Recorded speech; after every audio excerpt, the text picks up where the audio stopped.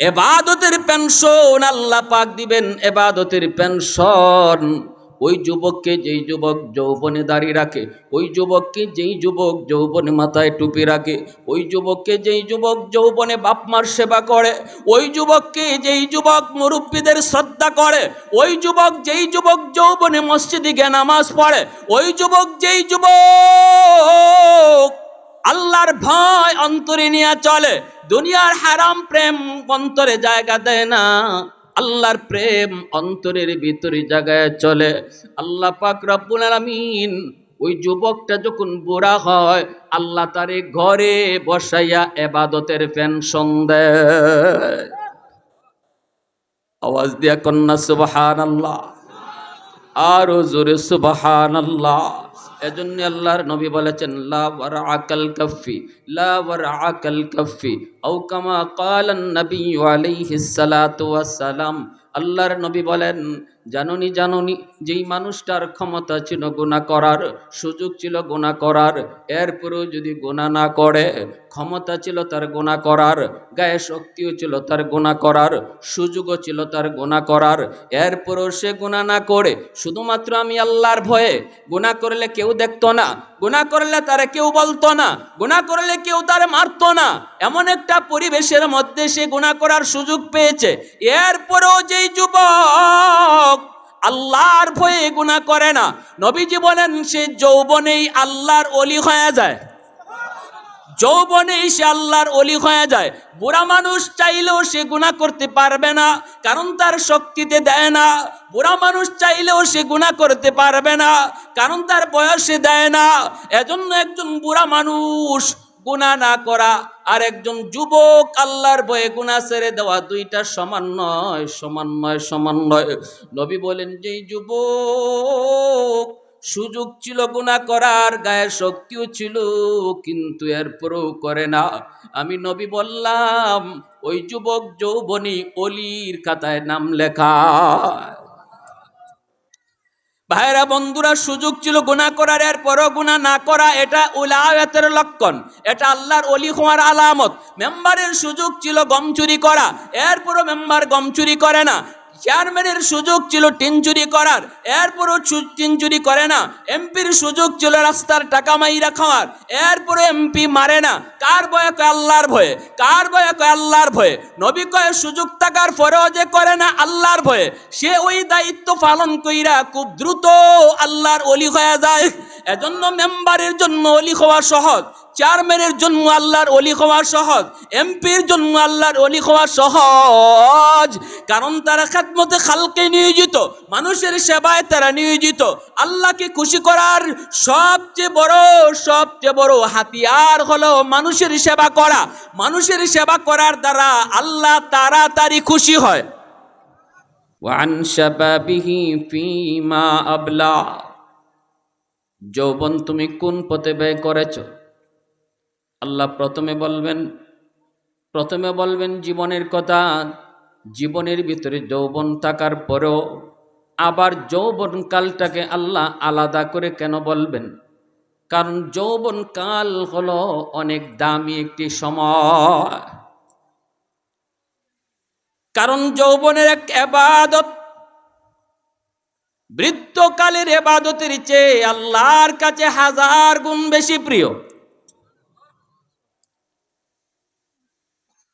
যেই মানুষ যৌবনে আল্লাহর গোলামি করে, বৃদ্ধ বয়সে যদি নাও পারে, যৌবনে যদি সে মসজিদে যায়, যৌবনে যদি সে আল্লাহকে ভয় করে, যৌবনকালে যদি কোরআন তেলাওয়াত করে, যৌবনকালে যদি 5 ওয়াক্ত নামাজ জামাতের সহিত আদায় করে, এই মানুষটা যখন বৃদ্ধ হয়ে যায়, বৃদ্ধকালে যদি মসজিদে সে যাওয়ার সুযোগ নাও পায়, মসজিদে যাওয়ার শক্তি যদি হারিয়ে যায়, ঘরের ভিতরে যদি নামাজ আদায় করে নেয়, এরপরও আল্লাহ পাক রব্বুল আলামিন পবিত্র কোরআনের সূরাতুত তিনের মধ্যে আল্লাহ কসম খায়া বলছেন, আল্লাহ বলবেন ফেরেশতারা শোন, আমার বান্দা যদিও ঘরে নামাজ আদায় করতেছে, এরপরও ঘরের নামাজের সওয়াব দিবা না, মসজিদের জামাতের সওয়াব তার আমল নামায় তুলে দাও, কারণ যৌবনকালে সে মসজিদে যায় নামাজ পড়তো।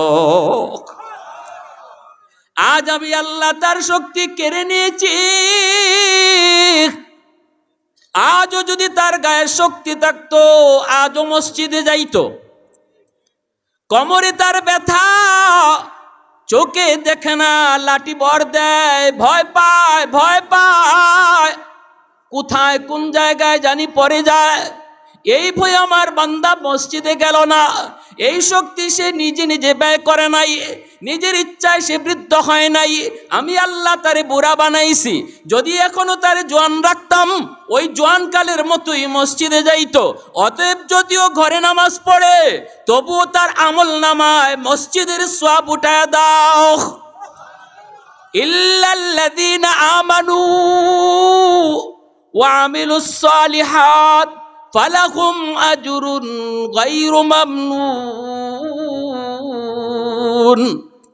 আল্লাহ বলেন, শোনো, যেই মানুষগুলা গায়ের শক্তি থাকা অবস্থায় আমি আল্লাহর গোলামি করবে, দাইমি ভাবে আমি আল্লাহর গোলামি করবে, ইবাদতটারে অভ্যাস বানায় নিবে, ওই মানুষটা যখন, আমার ওই বান্দা বান্দি যখন শক্তি না থাকার কারণে ওই ইবাদতটা করতে পারবে না, আমি তার আমল, যৌবনের আমলকে বন্ধ করি না।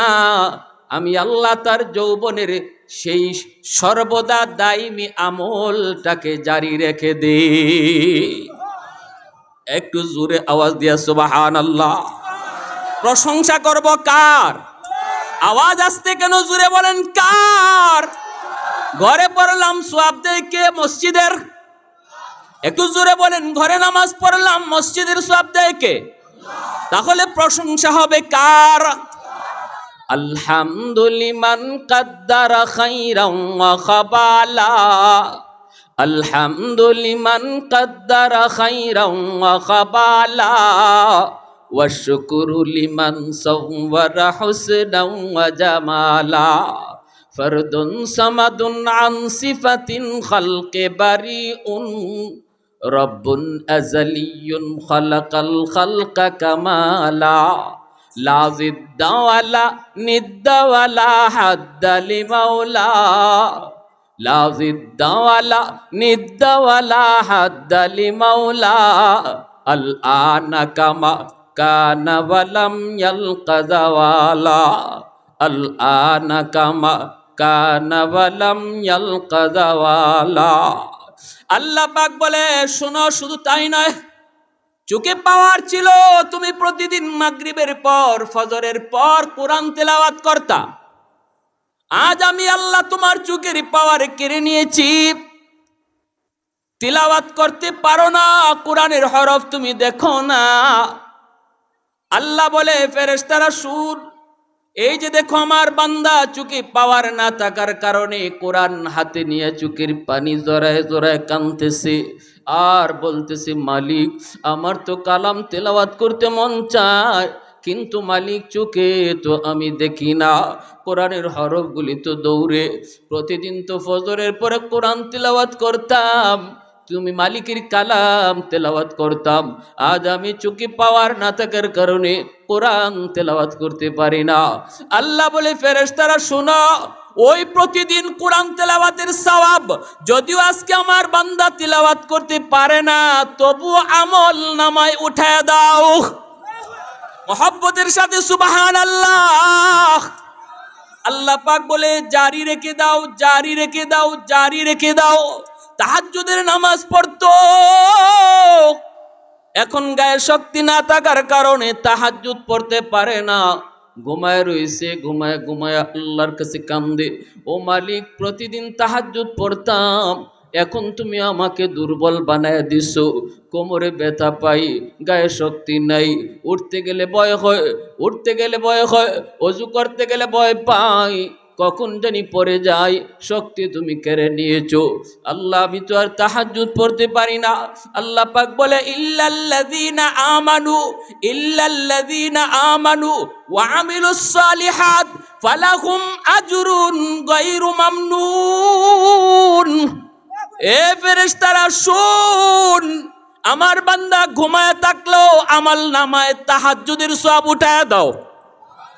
ঘুমায় রইছে তবু তাহাজ্জুদের সওয়াব উঠায় দাও, কারণ যৌবনটাকে তাহাজ্জুদে ব্যয় করেছে, যৌবনটারে কোরআন তেলাওয়াতে কাটাইছে, যৌবনটারে মসজিদে জামাতে নিয়ে কাটাইছে, যৌবনকালে দাওয়াত ও তাবলীগের সময় দিয়েছে, যৌবনকালে ওয়াজ মাহফিলের আয়োজন করেছে, যৌবনকালে উলামায়ে কেরামের সঙ্গ দিয়েছে।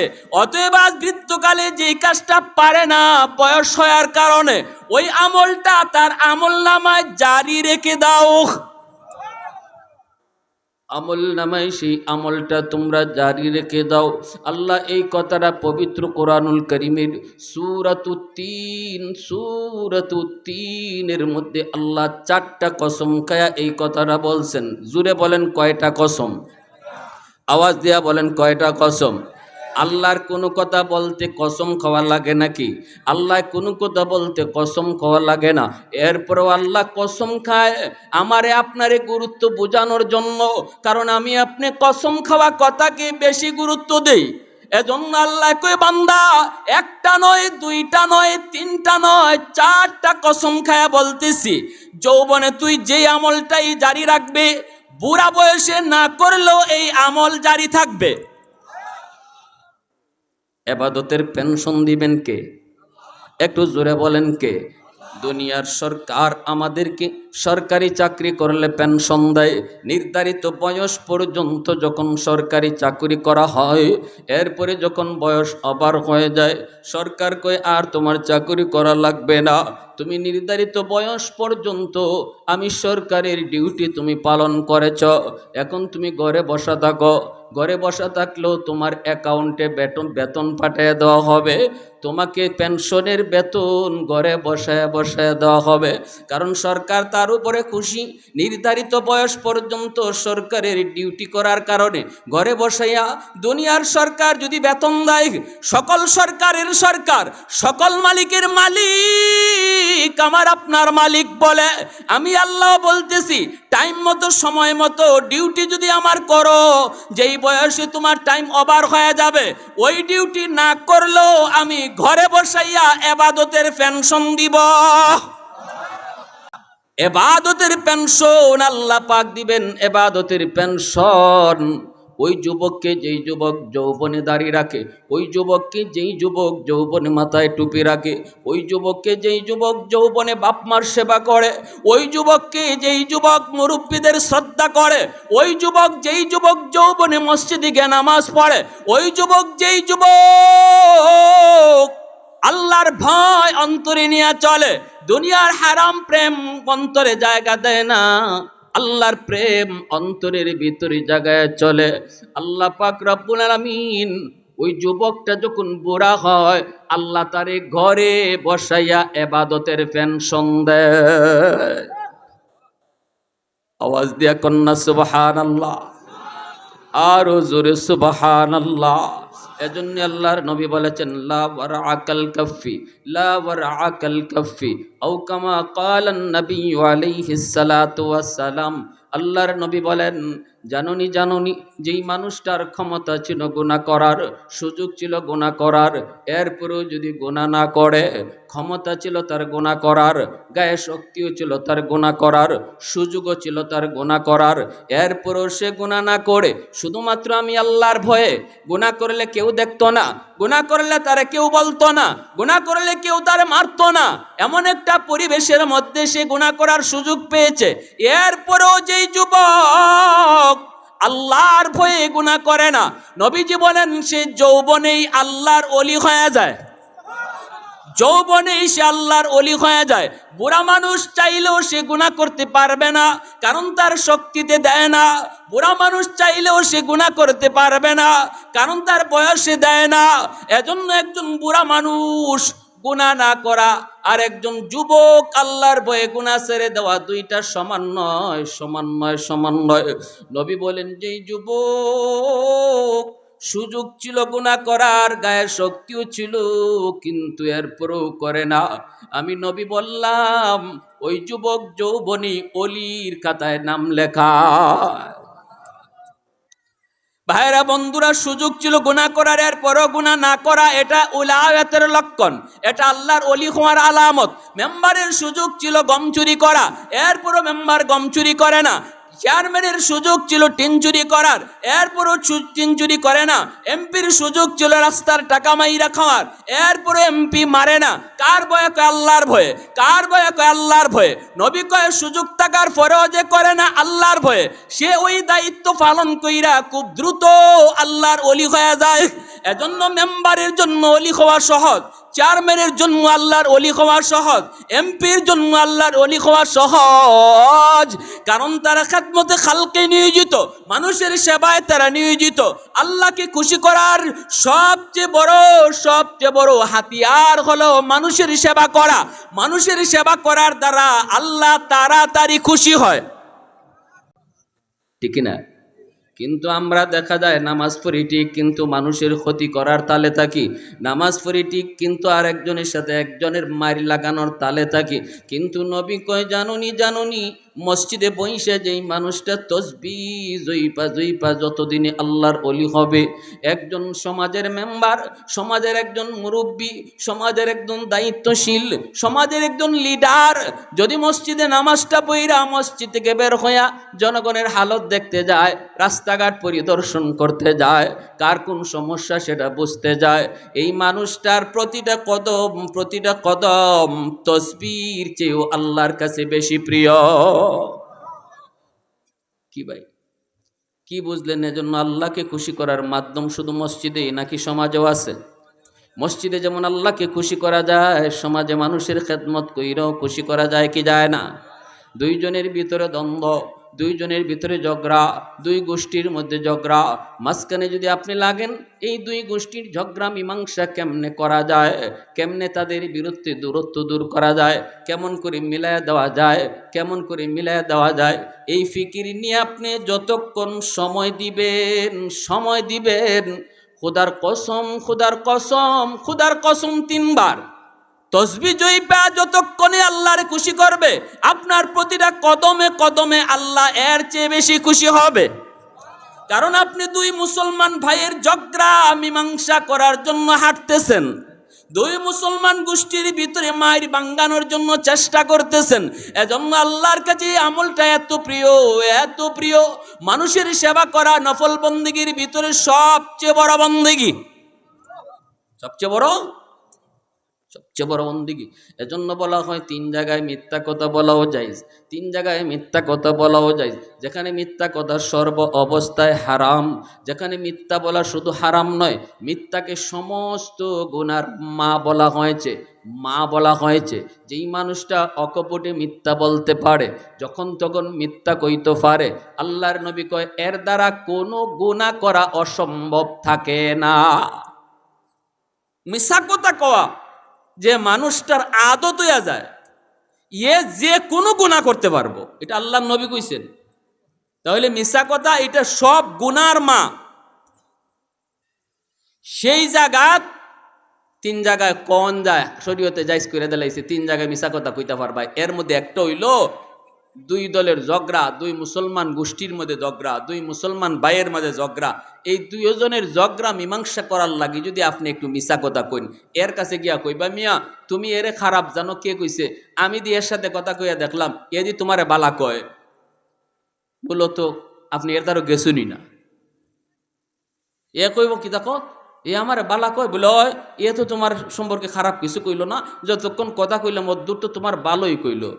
হইতে দিয়ে আমার অমুকে ইতা কইছে, হমুকে ইতা কইছে, এ বলে আমার গাইল্লায়, এ বলে আমার বাপ তুললে কথা কয়, দৌড় মেয়ে ডাহা মিশা কথা। আমি এর সাথে কথা কইছি, এ যতক্ষণ কথা কইছে তোমার একটা দোষও দিছে না, এর এইখানে মিশা কথা কইয়া এর মনটা হালকা করছে। আবার হের কাছে গেছে গিয়া কয় ভাই তুমি এরে খারাপ জানো, কেডায় কইছে তোমারে? তোমারে খারাপ জানে, তোমারে গালাগালি করে, তোমার বদনাম করে, কইছে কেডায়? আমি দি এর সাথে কথা কইয়া আইলাম, এদি তোমারে বালা কইছে, এদি তোমার কোনো বদনামই করছে না। দুইজনের মনটারে হালকা কইরা মাঝখানে একটু মিশা কথা যে কইল, শরীয়তে এখানেও মিশা কথা কওয়া জায়েজ কইয়া লাইছে। কথাটা বুঝে আসছেন? তাহলে মুসলমান ভাইদের ভিতরে ঝগড়া মীমাংসা করা আল্লাহ কতটা গুরুত্ব দিছে, যে না নিজেদের ভিতরে ঝগড়াঝাটি না, মারামারি না, সামান্য কিছু দ্বন্দ্বের জন্য, সামান্য কিছু দুনিয়ার স্বার্থের জন্য মুসলমান কোনোদিন মারামারি ঝগড়া করতে পারে না, মুসলমানের ভিতরে সম্পর্ক হবে রুহামা ও বাইনাহুম, মুসলমান পরস্পরে ভাই ভাই হয়ে থাকবে। একজন একটা দুষ করে এলেইছে, এটারে অজম করে এলেই তাই। আল্লাহর পাক রব্বুল আলামিন কয়, জানোনি জান্নাতি মানুষ কারা? জান্নাতি মানুষ হলো আল্লাযীনা ইউনফিকুনা ফিস সাররা ওয়াদ দাররা ওয়াল কাযিমিনাল গায়জ ওয়াল আফিনা আনিন নাস। চার গুণে গুণী আমি আল্লাহ বললাম জান্নাতি। এক নাম্বার, সুখে দুঃখে আল্লাহর রাস্তায় দান সৎকা করে, দুই দল। আর তিন নাম্বার হলো আল্লাহ রসুল কয় যেই মানুষটা রাগ উঠলে রাগটারে আল্লাহ কয় যে অজম করতে পারে, এটা জান্নাতি মানুষের বৈশিষ্ট্য। আর যে মানুষে মাফ করে দেলায়, ক্ষমতা আসিল তার বদলা নেওয়ার, এরপরও কয় যা নিলাম না, যা যা, তুই যা কইসলে এর থেকে আমার বেশি কওয়ার ক্ষমতা আসিল, তুই যে মাইটটা আমারে মারছত এর থেকে বেশি মারার ক্ষমতা আমার আসিল, যা আমি আল্লাহর ফায়সায় মাফ করে দিলাম। আল্লাহ বলে, আমি আল্লাহ বলতেছি, এটা জান্নাতি মানুষের বৈশিষ্ট্য। আল্লাহর কথা সত্য না মিথ্যা? কিন্তু আমরা ছাড় দিতে রাজি না, আমরা এক বিন্দু ছাড়তে রাজি না। কয় কি আমারে কইলিছে, আমার বাইরে কইলিছে, আমার বাতিজারে কইলিছে, ডাকছেন গোষ্ঠী, এ কোরআন কোন আত্মীয় আছে রে, হদ্দাটুলা কেডা আছে, তকবস্কানি কেডা আছে, এরারাও ডাকো। আল্লাহ রসুল কয় ইভাবে মাইরের লাগি ডাকাডাকি করতো আবু জাহেল উতবা সাহেবারা। মক্কার কাফিররা এইভাবে ডাকতো, গোষ্ঠী দূরে ডাক দিত, ওই মাইরে লিতেছে তাড়াতাড়ি আও। গোষ্ঠীর মানুষে ডাক্কে আনতো, আত্মীয় যে ভাই লত গেছে হি ভাই ডাক্কে আনতো। এটা আল্লাহ রসুল বলে এটা মুসলমানের বৈশিষ্ট্য না, এটা আবু জাহেল মক্কার কাফেরদের বৈশিষ্ট্য, এটা জাহিলদের বৈশিষ্ট্য, আইয়ামে জাহিলিয়াতের যুগের মানুষের বৈশিষ্ট্য, যারা সম্পূর্ণ অন্ধকার জগতে ছিল, যারা আলোর মুখ দেখে নাই। এই যুগের মানুষ এইভাবে গোষ্ঠী লইয়া মারামারিতে নামতে পারে না, কারণ এটা জাহিলি যুগ না, এটা আমার নবীর আদর্শের যুগ। আওয়াজ দিয়া বলো ঠিক কিনা? আমরা আদর্শ নবীর আদর্শ উম্মত, আমরা আদর্শ নবীর আদর্শ উম্মত। আমরা মাইরের লাগি ডাকাডাকি করতে পারি না, ডাক দইরা মাইরে নামা এটা মুসলমানের বৈশিষ্ট্য না। আল্লাহ রসুল বলেন এটা জাহিলদের বৈশিষ্ট্য, আইয়ামে জাহিলিয়াতের বৈশিষ্ট্য। এটা আমি নবী যেই সময় থেকে এসেছি কিয়ামত পর্যন্ত এই পৃথিবীর মানুষের জন্য আমি নবী থাকব।